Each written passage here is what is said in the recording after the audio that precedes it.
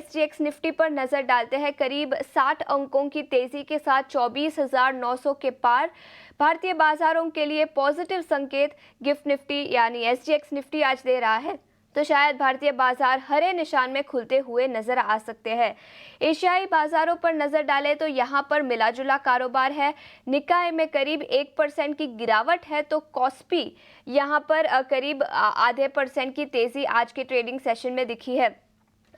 Middle east में कुछ tension है, जिसके चलते एशियाई बाजारों में मिला जुला संकेत आज सुबह दिखाई दे रहा है।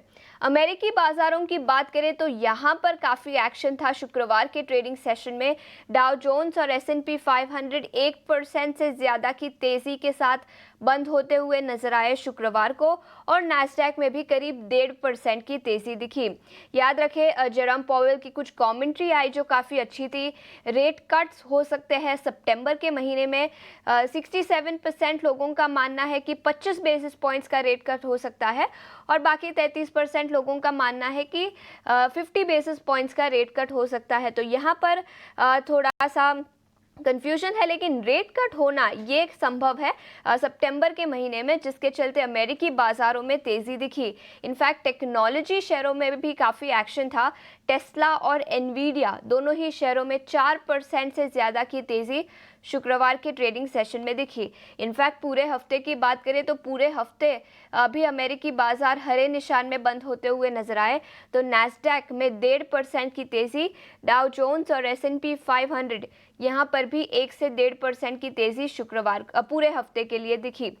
अमेरिकी बाजारों की बात करें तो यहाँ पर भी हरे निशान में यूरोपियन बाजार बंद होते हुए नजर आए। तो डैक्स में करीब 0.8% की तेजी दिखी, और फुट्सी और स्टॉक 600 में भी करीब आधे से 1% की तेजी शुक्रवार के ट्रेडिंग सेशन में दिखी। पूरे हफ्ते की बात करें यूरोपियन बाजार तो कैक और डैक्स 1.5% से ज्यादा की तेजी के साथ बंद हुए। वही फुट्सी में 0.2% की तेजी पूरे हफ्ते में दिखी।